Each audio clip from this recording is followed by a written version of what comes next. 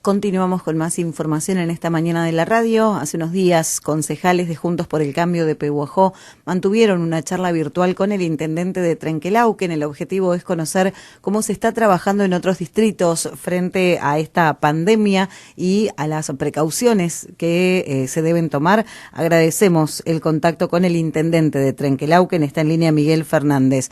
Intendente, buenos días. Muchísimas gracias por atendernos. Andrea Pérez de Radio Mágica de Pehuajó lo saluda. Buen día, Andrea, ¿cómo estás? Muy bien.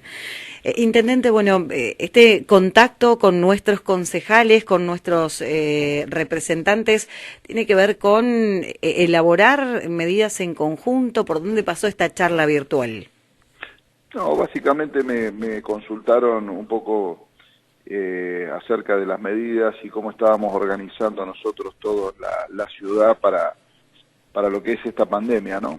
Las medidas que se habían tomado, cómo habíamos organizado ciertas cosas como el tema sanitario y el tema social. Y fue un ping-pong de preguntas y respuestas, digamos, de cómo la veíamos, de qué habíamos hecho, y preparándonos para lo que se viene o suponemos que viene, ¿no? Pues el tiempo dirá si es cierto o no, o si nos llega igual que lo que ha pasado en otros lados, ¿no? ¿Cómo se comenzó a trabajar en Trenquelauquen desde el primer momento de esta pandemia y de estas restricciones y cómo es la situación al día de hoy? Bueno, como todo el mundo, trabajamos con mucha intensidad y mucha responsabilidad, tratamos de ser muy ordenados y organizados, sobre todo esto es lo que exige mucha organización, y teniendo claro que en las crisis como esta es imperioso y necesario estar muy bien alineados, todos, toda la comunidad por supuesto, y luego la municipalidad o los gobiernos locales con la provincia y la provincia con nación. Nosotros hemos adoptado la posición de seguir a rajatabla las indicaciones de nación y de provincia, porque entendemos que es la única forma que nos garantiza evitar el desorden, como yo llamo habitualmente los librepensadores, los que inventan soluciones mágicas o que le parece que esto mejora o empeora o esto sí, esto no, porque a mí me parece, digamos, tratamos de ser muy ordenados, prolijos y seguir las directivas del gobierno nacional y provincial y después, por supuesto, hacer pequeñas adaptaciones a nuestra realidad local, ¿no? Pero creo que es imperioso ese trabajo integral.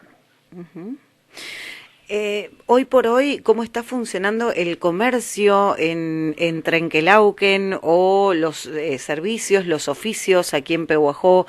Vemos importante movimiento en lo que tiene que ver con la parte comercial. ¿Cómo es en Trenquelauquen? Nosotros tenemos dos ciudades distintas, de 8 a 17 horas, una realidad que me preocupa, y de 17, desde las 17 hasta las 8 de la mañana del día siguiente, una ciudad que es como me gustaría a mí. De 8 a 17, ¿qué pasa? Hay actividades que están exceptuadas por el decreto del presidente, situaciones como, lo que es supermercados, ferreterías que tienen horarios acotados. Nosotros hemos acotado el horario de 8 a 17. Las farmacias, por supuesto, y básicamente es muy difícil de controlar. Lo intentamos, la policía colabora fuertemente con la policía de tránsito local, pero cuesta mucho realmente evitar ese movimiento. Entre la gente que tiene autorización para circular por actividades productivas, la gente que siempre tiene una excusa, que voy al supermercado, que voy a la despensa, que voy a la farmacia, que voy a la ferretería, y ahora que va al banco, es difícil de controlar. Creo que ahí hay que apelar claramente a la conciencia colectiva, ¿no? Insisto, por más que uno intenta y hemos hecho sanciones y hemos mandado gente a Junín y demás, la gente termina no entendiendo. Después de las 17 suena la sirena de bomberos y todo el mundo adentro y ahí no hay tutía que valga, pero la realidad es que a mí me gustaría tener una ciudad más parecida de 17 en adelante que de 17 para atrás. Claro. Y ahora con este tema de los corralones y demás se ha generado mucho ruido y nosotros tenemos una posición bastante drástica o bastante acotada sobre ese tema, ¿no? Nosotros vemos aquí en Pehuajó, por ejemplo, que muchos comercios, tal vez no tan prioritarios, pero que, como decía, siempre tratando de adaptarse a la situación, están implementando el servicio de reparto domiciliario, el servicio delivery, en Sí. diferentes rubros. ¿Pasa también en Trenquelauquen? Nosotros por ahora el único delivery que hemos autorizado es el delivery de comida, que trabaja en un horario distinto al de los comercios de comidas. O sea, el que opta por vender entre 8 y las 17 no puede después brindar el servicio de delivery. El Ajá, delivery es de 12 del mediodía a 2 y media de la tarde y de 19 a 23 horas. Pero el que hace una cosa no puede hacer la otra. ajá. Y el resto, y kioscos por supuesto tienen el mismo régimen que si fuera un comercio de 8 a 17. Los kioscos cierran a las 17. No hemos autorizado por el momento otro tipo de delivery. Es controversial. Claro. Nosotros en el equipo permanentemente estamos discutiendo porque también entendemos este fino balance entre la salud y la economía de subsistencia, digamos, Claro. o la economía del cuentapropista, o del que hace changa, o el que vive de su actividad diaria, ¿no? Que en general es la persona más vulnerable del sistema. Así que, pero bueno, entendemos que hoy la prioridad está en la salud, que el gobierno nacional ha tomado medidas interesantes e importantes para tratar de suavizar el golpe económico. Creo que hoy todos nos tenemos que concentrar en los recursos disponibles para la alimentación y luego que pase la crisis seguramente con un esfuerzo de todas las partes en este país acomodaremos la economía, pero la economía hoy está en un segundo plano, me parece.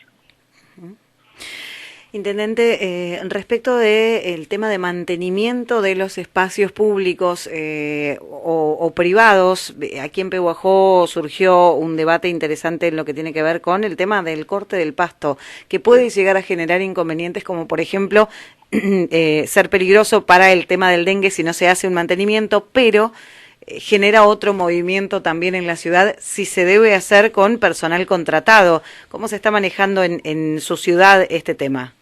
Restrictivamente. Nosotros no hemos mantenido el espacio público, municipal, está abandonado, lo hemos dejado así, no tengo ni barrenderos, ni gente cortando pastos. Los que conocen Trenquelauquen saben que tengo casi 300 ramblas en la ciudad que requieren corte de pasto, lo tenemos absolutamente abandonado. ¿Por qué? Porque eso me obliga a mí a sacar 40, 50 empleados más a la calle, los capataces, las máquinas, las camionetas, por un lado. Y además, si habilito eso, municipal, también tengo que habilitarlo al privado. Claro. Porque si el argumento es el dengue, entonces, en todo caso, los mosquitos están en el espacio público y en el espacio interior de cada uno. Y la mayoría de la gente, o mucha gente, no tiene para cortar el pasto, o no lo hace, o dejó de hacerlo, porque le daba la situación económica como para contratar el servicio. Nosotros tuvimos una atención bastante importante con este tema, te diría la semana pasada, con una discusión de fumigación aérea o no fumigación aérea para los mosquitos. Acá teníamos una invasión de mosquitos, calculo que como todo el mundo, Sí, calculo que como ustedes allá también. totalmente. Y nosotros decidimos no hacer fumigación aérea, por varios motivos. Primero, lo tengo prohibido por ordenanza. Segundo, porque el costo era considerable, alrededor de, entre una cosa y la otra, combustible, producto, mano de obra y demás, alrededor de entre 1,5 millones y 2 millones de pesos. Y la verdad que en algunos municipios que consulté que habían hecho fumigación aérea, el resultado fue controversial. Bajaron la población de mosquitos, pero seguía habiendo mosquitos, y la verdad que decidimos no hacerlo. Sí hicimos fumigación terrestre, como siempre, pero no aérea. Hoy la masa de mosquitos que hay es prácticamente muy baja, hay mosquitos, pero muy por debajo de lo que era la semana pasada, así que ahorramos 2 millones de pesos, Claro. no violamos la ordenanza, y creo que fue la medida correcta. Y además tampoco teníamos casos de dengue. Entonces, bueno, y la mayoría de los mosquitos, o si no todos, eran Culex y no Agapiti, así que no había argumentos sólidos para fumigar. Por supuesto que además también llamé al Ministerio de Salud de la provincia, cuál era la opinión, que ellos desaconsejaban la fumigación aérea, así que dimos por cerrado el tema la semana pasada. Bien. Yendo a lo que es el sistema sanitario, ¿cómo está preparado hoy Trenquelauquen? ¿Cómo está trabajando para lo que decía? Todo el mundo habla de que hacia fines de abril, principios de mayo podría llegar a ser el momento más complicado de esta pandemia. Ojalá no nos pase, pero hay que estar preparado. ¿Cómo se trabaja en este sentido en Trenquelauquen? Creo que bien, como todo el mundo, cada uno prepara su trinchera, mira para el de al lado a ver qué puede inventar de que sirva, qué puede copiar del otro que lo ha hecho bien. Hay un trabajo muy colaborativo entre los intendentes. Nosotros estamos bien preparados, preparamos el sistema en 3 fases. La fase actual, que es la de contención, donde hemos hace pocos días atrás puesto a funcionar la nueva guardia, una obra quizás de las más importantes que yo hice en este tiempo, una obra de casi 600 metros cuadrados, que nos permite tener una enorme flexibilidad. Es una guardia que tiene 5 consultorios, 2 showrooms, 4 camas de internación, circulación pública y técnica.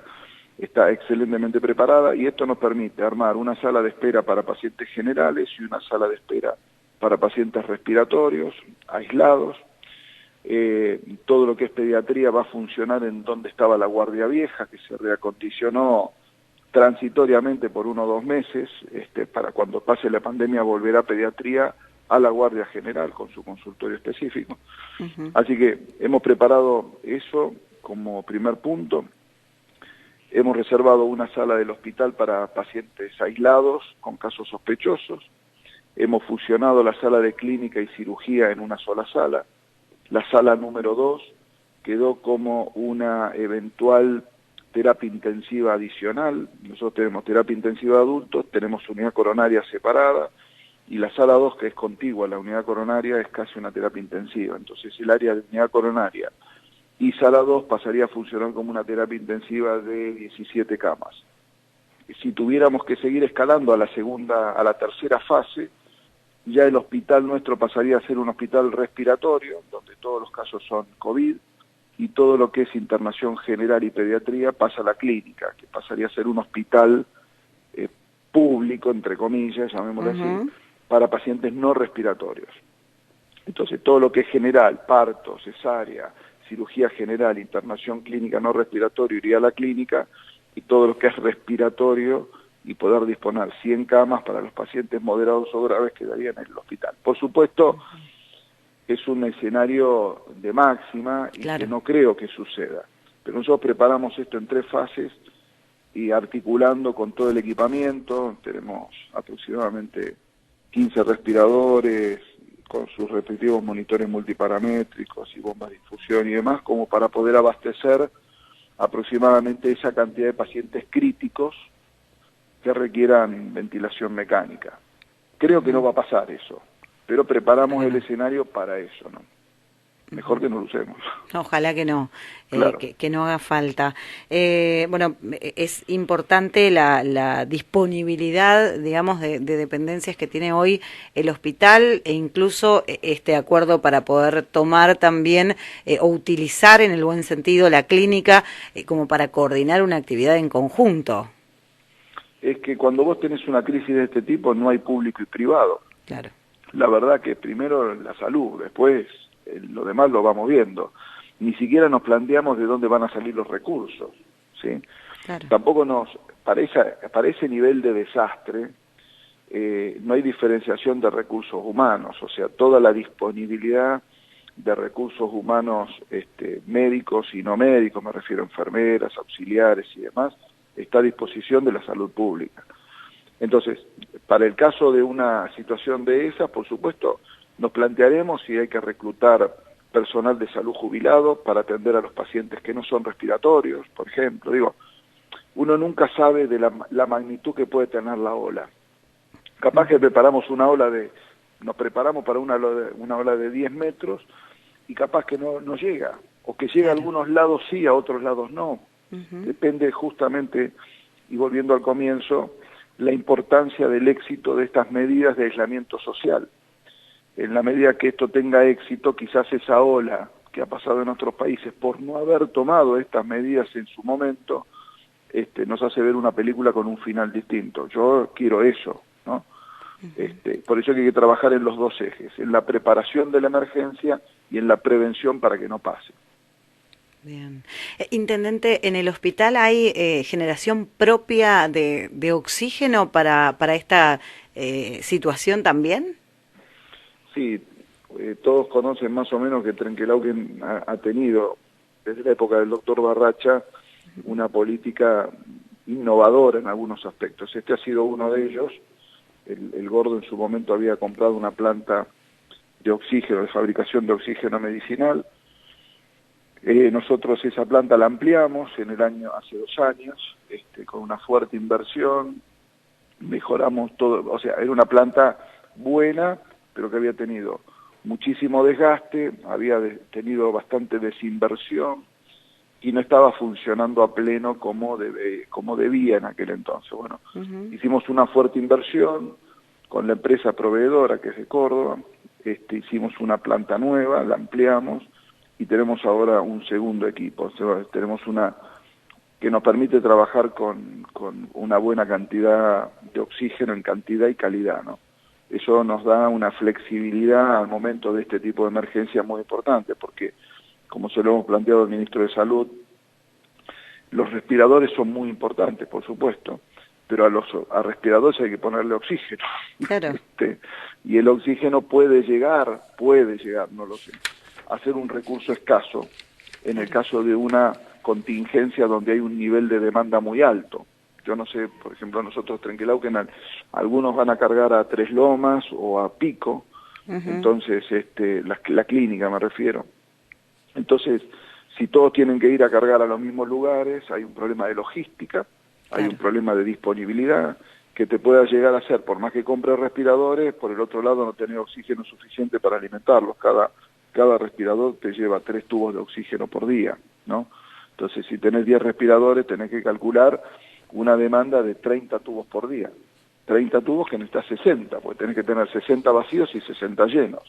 Claro. Entonces, a veces no se consiguen los tubos, así que bueno, ese es un tema que hay una preocupación en el gobierno de esto, porque de hecho han estado hablando con los proveedores de este tipo de plantas a ver qué se puede hacer. Insisto, ojalá que ese escenario con el que planificamos no ocurra. Creo que en el interior vamos a estar un poquito más protegidos si hacemos bien todas estas medidas de restricción y cuidando muy bien los accesos para tener bien categorizados los pacientes que tienen que hacer cuarentena de los que no la tienen que hacer. Bien.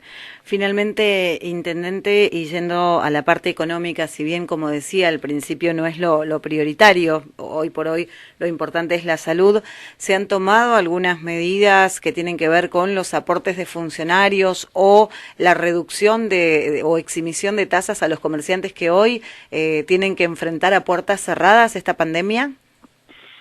Nosotros, desde la política, hicimos un aporte el intendente y los secretarios, donando el 30% del sueldo. Es un hecho simbólico, si queremos llamarlo simplemente. No va a resolver claramente la emergencia económica eso, pero creo que es un gesto, simplemente eso. Con respecto a las tasas, nosotros no tenemos todavía presupuesto aprobado, ni siquiera tampoco tenemos aprobado por mayores contribuyentes la nueva ordenanza fiscal. En esa se aprobó la ordenanza, pero no por mayores contribuyentes, se aprobó por el Consejo Deliberante, con aumentos que necesitamos, obviamente, y el argumento fue, necesitamos recursos para hacer frente a esto, y el último, nosotros necesitamos actualizar las tasas, pero también en esa aprobación iba implícito una considerable cantidad de medidas que aliviaban ese aumento en los sectores de menores ingresos. Todavía eso no se pudo aprobar, producto de la crisis, la cuarentena y algunas cuestiones políticas que no vienen al caso, y estaremos esperando cuando pase todo esto para poder hacerlo. En el mientras tanto, la realidad concreta es que las tasas se siguen cobrando, si se cobraran, al valor de noviembre del 2019, pero la cobrabilidad es muy baja, Claro. prácticamente nula, o sea, no hay bocas de cobro, es poca la gente que hace pago electrónico, así que la verdad que eso resiente claramente las finanzas de la municipalidad, como a todo el mundo. Esto no me pasa a mí solo, le pasa a todos los intendentes, en los foros de WhatsApp de los intendentes a todos nos pasa más o menos lo mismo, y veremos a ver cómo la acomodamos.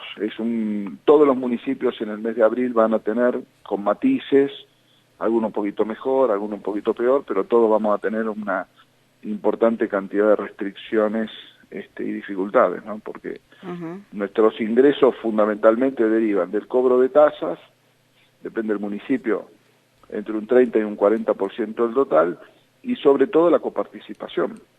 Claro. Y si cae la actividad económica a nivel nacional y provincial, si la provincia no puede cobrar sus tributos, porque la gente no puede pagarlos, y la nación lo mismo, evidentemente la transferencia de recursos de provincia a municipios cae, y la estimación es una caída del 50%, más o menos. Entonces obviamente todos los municipios en abril van a tener algún grado de dificultad.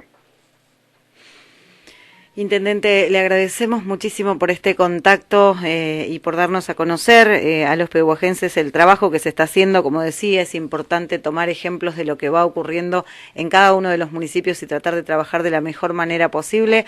Nos ponemos a disposición para cualquier cosa que necesiten difundir. Un mensaje que no bajen los brazos, que nadie baje los brazos, ni los de allá, ni los de acá, ni ninguno de los que nos escuche. Felicitar a los que hacen la cosa bien, que se cuidan, que cuidan al de al lado, que sean solidarios, que si tienen un caso sospechoso, cosa que nos ha pasado en Trenquelauquen, que nadie estigmatice a la persona que eventualmente está enferma. Que de esta no nos salva a nadie, todos estamos expuestos. El que levanta el dedo acusador mañana puede ser el acusado. Las cosas que van, vuelven generalmente. Entonces, felicitemos a los que hacen bien las cosas, que todos nos cuidemos, que todos tomemos conciencia. Y acá somos todos víctimas, todos, ¿eh? Así que si tomamos conciencia y nos cuidamos, la vamos a llevar adelante. Muchísimas gracias. Bueno, un abrazo grande. Igualmente, hasta luego. El intendente de Trenquelauquen, Miguel Fernández, hablándonos de todo el panorama general, cómo se está organizando la sociedad, cómo se está organizando el sistema de salud y la economía de la ciudad vecina, ¿no? Un mensaje sumamente importante, tranquilizador. Entre todos nos cuidamos, no estigmaticemos al otro, tratemos de cumplir con las medidas. Mucho más estricto en el caso de Trenquelauquen, el tema del control de los negocios, ¿no? El negocio habilitado, farmacias, ferreterías, supermercados pueden abrir en un horario, y aquel que quiera hacer delivery solo de comidas lo puede hacer, pero en otro horario. No se está realizando el corte de pasto ni en el sistema público ni en el sistema privado, básicamente para evitar el tránsito de gente en las calles, y se están realizando tareas alternativas para la fumigación, por ejemplo, por los mosquitos, con producción propia de oxígeno, con 15 respiradores, con más de 17 camas en el área de terapia intensiva, preparándose para una contingencia que puede llegar a golpear fuerte a la ciudad, esperando que no ocurra, pero trabajando de manera conjunta el sector público, el sector privado, los distintos partidos políticos, sin diferenciación, e incluso en contacto con otros distritos para tratar de tomar los mejores ejemplos.